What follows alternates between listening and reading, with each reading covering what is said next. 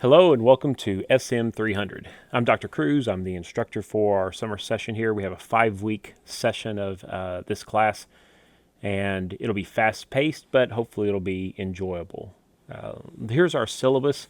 I will attach this syllabus to the email, and I'll also, in the email that I'll send you, attach a link to the video that you're currently watching. So I'm assuming you got the email because you're watching this video. And the reason I'm doing this is that Blackboard is down. So if you go on to Blackboard, they're doing some maintenance on it Sunday and Monday. At some point on Monday, it'll come back up. For sure, it'll be back up and running by Tuesday morning.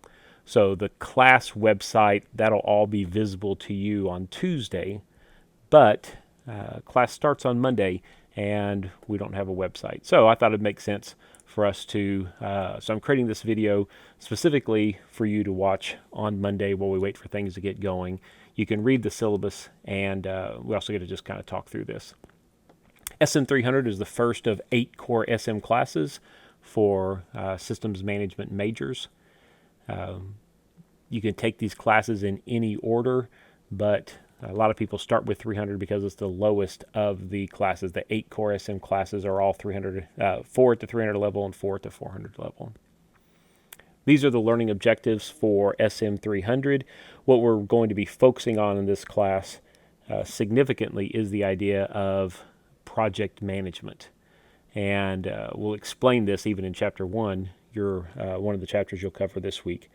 We talk about project management, distinguishing it from process management, why it's such an important skill. It really is a skill that covers a variety of jobs and careers. In fact, a lot of the SM classes, what you'll find is you're covering basic skills that are not unique to any one career, but are common in many 21st century modern knowledge economy types of careers. And when it comes to project management, we'll work our way through these bullet lists. These kind of correspond to our chapters, the 10 chapters we'll be covering. The textbook we're using is SM300. For SM300 is Project Management, Achieving a Competitive Advantage by Jeffrey Pinto. There are second, third, and fourth editions out there. I don't even think you can find the first editions anymore, but you can find on Amazon second, third, and fourth editions. Fourth edition just came out. I don't even know if it came out in time for people to use it for spring classes. It may have come out during this spring of 2016 semester. So it's very expensive. Third edition is what they're supposed to have in the bookstore, and it's still pretty pricey. You can get a second, third, or fourth edition, and they will all be fine for the chapters we're covering. The material is almost identical. Third edition and second edition will be a lot cheaper. I sent an email out a week and a half ago, a little over a week ago, encouraging you to go ahead and order those books, and hopefully those have arrived and you've got your copy in your hand. If you don't, you really want to try to get that copy as soon as you can. Maybe even let me know if there's going to be a problem there for that. The ISBN for this is, there it is for the third edition, and there it is for the second edition. And just for kicks and giggles, let's see what happens if we go to Amazon and we look up these ISBNs. So if I look up this ISBN, I can see the third edition hardcover can rent for under $25. I can get new copies for $25, right? And if I were to go to the second edition, an even older edition, and do an Amazon search on it,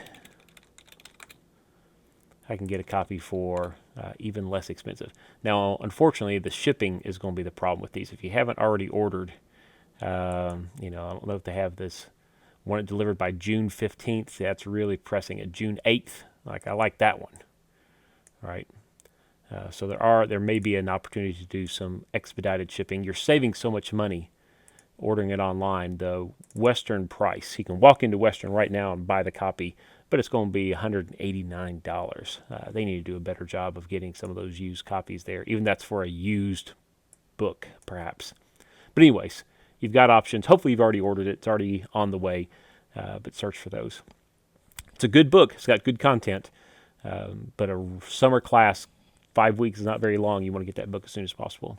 Here's a little information about me. My name is Dr. Thad Cruz. My office is in Grice Hall. There's my phone number if you want to give me a call. There's my email, thad.cruzii. The II is important because my father also was a teacher at West Kentucky University. He still teaches an occasional class, but he's retired now.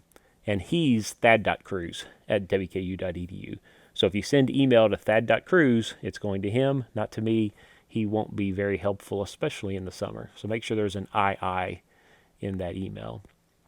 I have a bachelor's degree from WKU, did my undergraduate work here, went on to Vanderbilt to get a PhD in computer science and study artificial intelligence with an emphasis in educational use of technology. Worked for a company called Electronic Data Systems that's a Fortune 100 processing company, company for working with data processing. Decided I really wanted to teach, so went back to Vanderbilt, finished my PhD there. Started teaching at Western, been teaching here at Western for 20 years. I've been doing some other things, written some books and collaborated on some software and have worked with some committees and all that. But teaching's what I really enjoy. I am very happy to have the job that I have and have done this for 20 years and hope to do it for a number of more years. And you can read that whole blurb there. I'm not going to read to you. All SM classes require a C or better in the class for the class to count toward the SM major. Now, you can get a D in this class and it would count towards your 120 hours required for graduation. But if you're an SM major, and most of you probably are, you have to have a C in this class and in all your 8 core SM classes, the classes that begin with the SM prefix. So be mindful of that. So what's it going to take to get a C in the class? And I hope you do better than a C. I hope you get a B or I hope you get an A in the class. There's 850 points possible throughout the course of the semester. 10 chapters that we'll cover, 2 chapters each week. We'll also take the midterm on week 3 and the final exam week 5. And you can see the point breakdown. So with each chapter, there will be a chapter. You'll read the chapter. You watch a lecture from me on the chapter recorded. There's a chapter quiz that you can take. And there's a pre-quiz that you can practice with before you take the actual quiz. So that should be very helpful to you. And then there's a chapter activity to kind of do some hands-on reinforcement of the content material so it's not just memorizing terminology. Works out pretty well. I've been teaching this class for a few semesters now, and I think this flow works pretty good. Standard 90, 80, 70% for a grade. And if you want to break the math down there, you can see where the point values are. So if you end up with 768 points, you're going to have an A in the class. If you end up with 763 points, you'll end up with a B in the class, and so on. Here's our schedule. 5-week summer class. We'll cover the same 10 chapters that we would cover in a full semester class. We just won't have, in the full semester class, we have a couple of slower weeks where we don't feel quite so rushed. In the 5-week class, we just got to get through it pretty quickly. So we'll do 2 chapters a week. And each chapter, again, you'll read the chapter, you will watch the recorded lecture for that chapter that I've recorded for you. You'll take the practice quiz as many times as you want to until you feel comfortable. Then you'll take the actual quiz, and you'll do a hands-on activity. So you'll do 2 of those each week. Now on week 3, you'll read chapter 8 and do the quiz and all that. Then you'll take the midterm, and then you'll go on and do chapter 9. So because chapter 9 will be on the final. So there's 5 chapters and then the midterm, chapters 1, 2, 3, 4, 8. And then there's 5 chapters, 9, 10, 12, 13, 14. And the final exam covers those 5 chapters, 9, 10, 12, 13, 14. Okay? Hope that makes sense. It'll make more sense once Blackboard's up and we can look at it that way. So each week you'll have until Sunday night to finish the work for that week. Be aware that procrastination, which is common, and I'm a procrastinator to some degree, and everybody's a procrastinator to some degree, but be aware that when you procrastinate, the little things of life can be more of a problem. Flat tires and drunk roommates you have to go bail out of the drunk tank downtown, or whatever it is that are your unexpected life events. Those, you can expect them to pop up unexpectedly the closer you get to due dates that you've procrastinated for that due date. So they're due Sunday night. The weekend is the on your own zone. If you have questions and you email me Monday through Friday, I will try to respond promptly. But come 3 o'clock on Friday afternoon through the weekend, then I'm probably not going to be as confident that I will see and respond to your email quickly. Now, I might. I'm not saying don't email me over the weekend, but I'm just saying that I will be intentional about checking my email during the week more than I am over the weekend. Work must be turned in by the due date. Okay? Late work is not accepted. Meeting hard deadlines is one of the elements of this class that I think is valuable. And I know you can argue, no, I should, Dr. Cruz would be much better if you let me turn work in late, and I had a legitimate excuse about why it didn't get turned in. But I have found that outside of the university and in the workplace, hard deadlines are hard, right? We don't get to bend those. And it's useful in this environment to get in the habit of appreciating those hard deadlines and juggling our schedule to do those. When it's all said and done, one 15-point homework assignment or one 30-point quiz, it's not going to make or break a letter grade for you. And if it does, the worst thing that happens is it changes your letter grade by one letter grade, right? In the grand scheme of things, that's not critical. But learning to control your schedule, learning to have a schedule and meet the schedule and adjust your time and balance your commitments in a way that you meet your deadlines, that is an important skill, and it's one of the skills that gets emphasized in this class because we do have hard deadlines. Now, you know what those hard deadlines are, right? They're right here. Right? 2 chapters by the first week, Sunday night the first week, 2 chapters by Sunday night the second week, and so on. So those are pretty firm deadlines. You see what's going on. So plan accordingly. It's your responsibility to make sure that you get your work uploaded to Blackboard. When you take a test, you'll see the grade immediately. That's not a problem. But on the homework assignments, when you upload those, you won't see the grade immediately because I haven't graded them yet, right? I've got to review your work to grade it. But what you will see is a little exclamation point in Blackboard, and that'll tell in the grade book in Blackboard, and that will tell you that it's waiting for the instructor. Okay. And after something has been graded, grades are posted in Blackboard. If you have a question about a grade, hey, why'd I get 13 out of 15, 10 out of 15, what's going on with this assignment? I'll be happy to answer those questions, but only for 5 days after the grades are posted. After that point in time, it's getting far enough back in my memory that I can't give you a good, accurate explanation about why your grade was what it was compared to somebody else's grade. And I also want to avoid at the end of the semester going back and arguing over a few points here and a few points there, right? If it turns out you get a B and you wanted an A, well, you get a B and you wanted an A, right? If you got a C and you wanted a B, that's the way it works out. I will give you the grade that the points show that you earn there. And I don't mean that in a bad way. I mean that in a very fair way. Right? If I like you, I'm not going to give you a benefit of the doubt. And if I dislike you for some reason, and I don't think I dislike any of you, and I don't think I ever will, but if I did dislike somebody, I wouldn't treat them negatively because of that. The grades you get, the points you earn, are the grades that you'll receive. I want to do everything I can to help you succeed, and being fair to you and fair to everybody else is one of the best things I can do to help you succeed. My email, again, is thadcruzii with an II. Also, when you send me an email, it'll be very helpful if you put a subject line that begins with SM300, and then it has just a little word or 2 or 3 short phrase that tells me what the email is about. That'll help your email stand out. Not as bad in the summer, but especially during the school semester, I can get 100 emails in a day easy. And student emails can get lost in with all these other emails I get. So it's very helpful, not just for me, but for all your teachers when you're emailing them. As a good habit, put the class ID at the beginning of your email when you're mailing your instructor, and let them know what the message is about.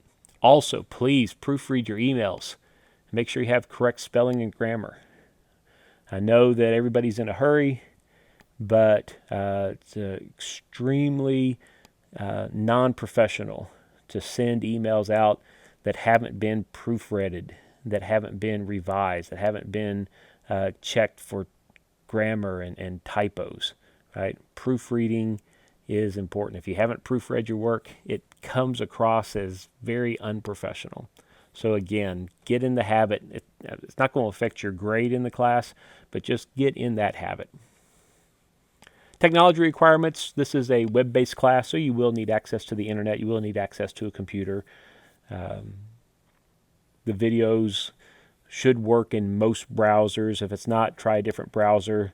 Depending on the plugins that you have installed on that particular browser may or may not affect the playback of the video, but for the most part, I don't think you should have any trouble watching the videos there. It's become pretty standard the way these videos are recorded and played back. So yeah, make sure that it's kind of obvious with a web-based class you're going to have access to a computer and internet access.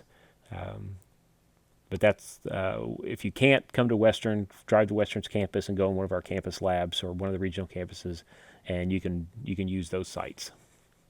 Standards of conduct should always be showing respect for others. If you have discussion board posts, if you have any email correspondences with anybody else in the class, always be using the highest amount of respect for other people. We learn from people who think differently than us. If we only interact with people who think like us, we don't grow. Right? We actually grow more, we learn more, we become better people by spending time and hearing the thoughts and understanding the ideas and the thinking processes of people who think differently than you think. And that can include differences in age, that can include differences in language, that can include differences in gender, that can include differences in political perspectives. People who think differently than you are people who you can learn from, and you should have that mindset when you're interacting with them. This is a chance for me to understand the world better and therefore be a better person. Don't make any harmful, threatening, abusive content, profane language with anybody that we're ever doing. This, of course, is not just true for this class, but just being a professional. Nobody wants to hire somebody. Nobody wants to work with somebody who doesn't know how to get along with other people. You don't have to agree with them. You don't have to vote for the same candidate they're going to vote for. You don't have to attend worship at the same place they attend worship. You don't have to read the same books that they read. You don't have to go to the same movies they go to. But you do need to get along with people who think differently than you, and you do need to show them respect because they are human beings and they deserve your respect. Please do original work.